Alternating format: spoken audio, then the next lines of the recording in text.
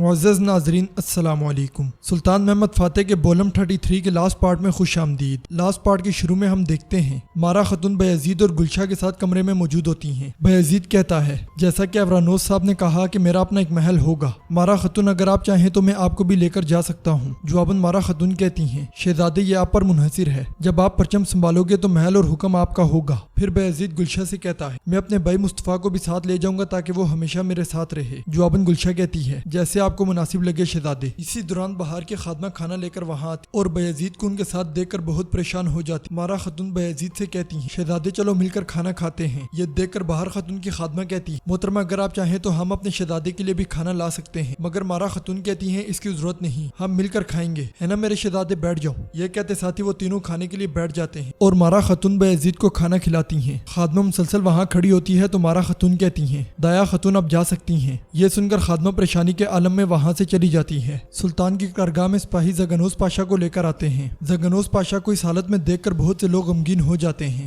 زگنوس پاشا بھی بہت بے بس دکھائی دیتے ہیں۔ سپاہی آگے بڑھ کر زگنوس پاشا کو پھانسی گارڈ پہ بٹھا دیتے ہیں۔ خضر چلیبی کہتے ہیں نتیجہ یہ نکلتا ہے کہ اگر بلتائی اغلو سلیمان کے قتل کے بارے میں بات کی جائے تو ملزم کا نام محمد زگنوس بن عبداللہ ہے۔ یہ اپنے اوپر لگائے گئے الزامات پر کوئی گواہ یا دلیل فراہم کرنے سے قاصر رہے ہیں۔ شریعت کے مطابق قصاص کا حق نافذ کرتے ہوئے انہیں سزائے موت دی جائے گی۔ سلطان زگنوس پاشا سے پوچھتے ہیں کیا سزا پر عمل درآمد سے پہلے آپ کچھ کہنا چاہتے ہیں؟ جواباً زگنوس پاشا کہتے ہیں میرا سر آپ پر قربان ہو میرے سلطان، میرے پاس کہنے کو کچھ نہیں ہے۔ یہ کہتے ساتھ ہی زگنوس پاشا اپنا سر پھانسی گارڈ پہ رکھ دیتے ہیں۔ یہ منظر دیکھ کر سب پہ سکتہ طاری ہو جاتا ہے۔ سلطان کے اشارے پر جلاد بھی تلوار فضا میں بلند کر لیتا ہے، لیکن اس سے پہلے کہ سلطان تلوار چلانے کا اشارہ کرتے اسحاق سلطان سلطان پکارتا ہوا وہاں آتا ہے۔ اسحاق کے ساتھ قسطنجلی حمزہ بھی موجود ہوتا ہے۔ اسحاق کہتا ہے میرے سلطان مجھے معاف کر دیں، حمزہ آپ کو کچھ بتانا چاہتے ہیں۔ یہ سن کر سلطان جلاد کو روک دیتے ہیں۔ دوسری طرف کوز مدیون پہاڑی پر اکنجیوں کی لاشیں ہی لاشیں پڑی ہوتی ہیں، جبکہ وہاں پھرنے والے جنسیری سپاہی اس بات کو یقینی بنا رہے ہوتے ہیں کہ کوئی زندہ نہ بچا ہو۔ مرتضیٰ اپنے ساتھی آغا سے پوچھتا ہے تمہیں یقین ہے نہ کوئی باغا نہیں ہے؟ جواباً اس کا ساتھی کہتا ہے ہم نے ان سب کو مار ڈالا ہے جناب،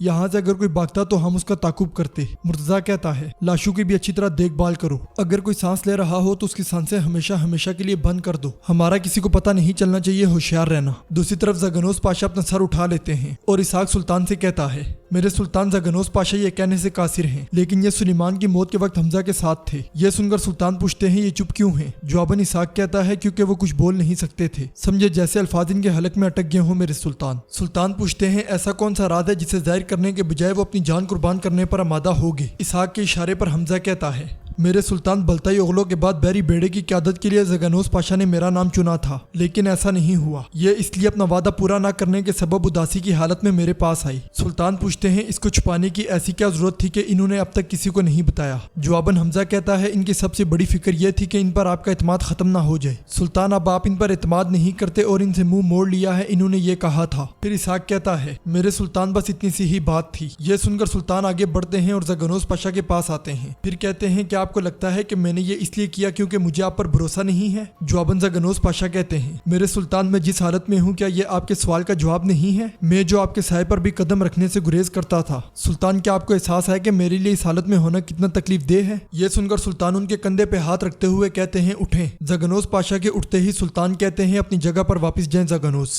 یہ سن کر سپاہی زگنوس پاشا کے ہاتھ کھول دیتا ہے اور وہ جا کر پاشاؤں کے ساتھ کھڑے ہو جاتے ہیں۔ دوغان سلطان سے پوچھتا ہے بلتائی اغلو کے خون کا کیا ہوگا میرے سلطان، ہم اس کا بدلہ نہیں لیں گے کیا؟ جواباً سلطان کہتے ہیں جب قاتل کا پتہ چلے گا تو تم اپنی تلوار سے اس کی جان لو گے۔ یہ سن کر جندارلی اس لمحے کو یاد کرتا ہے جب وہ خیمے میں سلیمان کے پاس موجود تھا اور اس نے ایک چھوٹے سے بحری بیڑے کو دیکھتے ہوئے کہا تھا زندگی سمندر کے بغیر گزر سکتی ہے لیکن دل سمندر کو نہیں بھولتا ہے نا سلیمان؟ سلیمان نے کہا تھا میں نے اپنی آنکھیں وسیع سمندروں اور نہ ختم ہونے والی لہروں کے بیچ کھولی تھی پاشا، میں جو سانس لیتا تھا اس سے اپنے سینے کو بھرنے کے بجائے اپنے بیڑوں کے بادبانوں میں بھرنا چاہتا تھا۔ جواباً جندارلی نے کہا تھا تم کہہ رہے ہو کہ تم اپنی آنکھیں بھی وہیں بند کرنا چاہو گے؟ سلیمان کیا ایسا ہی ہے؟ سلیمان نے کہا تھا مجھے امید ہے، سمجھے یہی میری قسمت ہے پاشا۔ یہ سن کر جندارلی نے کہا تھا بہت دن ہو گئے میں نے تم سے کوئی خواہش ظاہر نہیں کی سلیمان، جب میں عظیم سلطنت عثمانیہ کے اعلیٰ عہدے پر ہوں تو ریاست کی ترقی کے سوا میری کوئی خواہش نہیں ہے۔ ہم ریاست کے لیے بیڑیے ہیں اور ریاست کی حفاظت کے لیے پتھر ہیں، حکم دیا جائے تو ریاست کی بقا کے لیے ہم اپنے اپنے ہاتھ پھیلا دیتے ہیں اور خود کو تیز لہروں کے سپرد کر دیتے ہیں۔ میں ٹھیک کہہ رہا ہوں نا سلیمان؟ یہ کہتے اور سنتے ساتھی وہ دونوں کھڑے کھڑے ہو گئے تھے۔ جندالی نے مزید کہا تھا، ہم پتال کے دہانے پر ہیں سلیمان۔ وہ مقولہ ہے کہ جو کوئی اپنی ریاست سے محبت کرتا ہے وہ ایک قدم آگے بڑھے، جو آگے آئے گا اپنی جان قربان کر دے گا۔ جندالی کی باتیں سن کر سلیمان نے پوچھا تھا، آپ کا میرے لیے کیا حکم ہے پاشا؟ جواباً جندالی نے کہا تھا، اپنی جان قربان کرنے کا۔ سلیمان تم خود کو ریاست کے حوالے کر دو، سلیمان تم قربان ہو جاؤ، سلیمان تم ایسا کرو گے تو ریاست زندہ رہے گی، ورنہ معاذ اللہ یہ صورتحال ہماری ریاست کو کچل کر مٹا ڈالے گی۔ میں نے پچھلے حملے کے بعد فوج کا حشر دیکھا ہے، ہم اگر محاصرہ جاری رکھنے پر اصرار کرتے ہیں تو ریاست ریت کی مانند ہمارے ہاتھوں سے پھسل جائے گی۔ پھر اس نے سلیمان کو ہاتھوں سے پکڑتے ہوئے کہا تھا، تم مرو گے تو فوج اٹھ کھڑی ہوگی،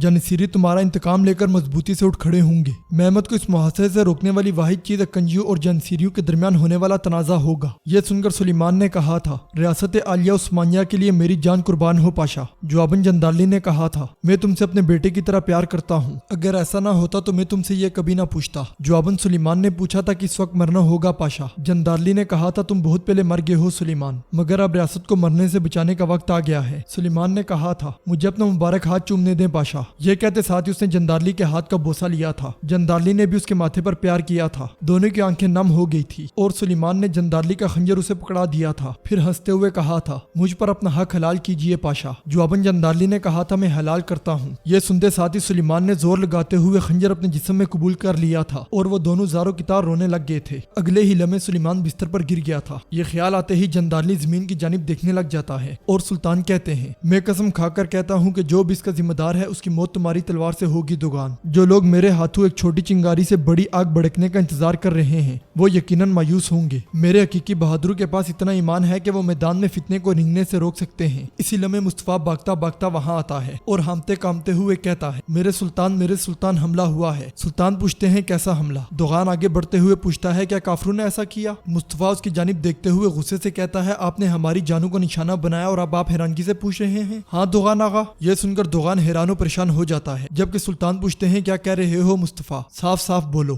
حملہ کس نے کیا ہے؟ جواباً مصطفیٰ کہتا ہے، میرے سلطان جنسیریوں نے حملہ کیا۔ یہ سن کر سلطان غصے سے دوغان کو دیکھنے لگ جاتے ہیں۔ بالی پہ تلوار نکال کر جیسے ہی دوغان کی جانب بڑھنے لگتے ہیں سلطان انہیں روک دیتے ہیں۔ دوغان پوچھتا ہے، کیسی گات، کیسا حملہ؟ میرے سلطان مجھے اس کی خبر نہیں تھی۔ سلطان بالی صاحب اور ان کے ساتھیوں کی جانب دیکھ کر گرجتے ہوئے کہتے ہیں، پیچھے ہٹ جاؤ۔ پھر اپنے سپاہیوں سے بھی کہتے ہیں، تم بھی پیچھے ہٹو۔ سلطان کا حکم ملتے ہی سب لوگ پیچھے ہٹ جاتے ہیں اور سلطان دوغان کے پاس آ کر کہتے ہیں، دوغان اگر تم نے یہ کیا تو تم غدار ہو، اگر تمہیں خبر نہیں تھی تو تم غافل ہو، مجھے حساب دیں دوغان آغا، مجھے حساب دیں۔ دوغان کے پاس کوئی جواب نہیں ہوتا اور سلطان اسے غضبناک نگاہوں سے دیکھنے لگ جاتے ہیں۔ ناظرین، اس کے ساتھ یہ ایپیسوڈ کا اختتام ہوتا ہے۔ امید کرتے ہیں آپ کو ویڈیو پسند آئے گی۔ ویڈیو پسند آئے تو ویڈیو کو لائک کریں، چینل کو سبسکرائب کریں اور بیل آئیکن پر لازمی کلک کریں۔ ملتے ہیں انشاءاللہ اگلی ویڈیو میں۔ اللہ نگہبان۔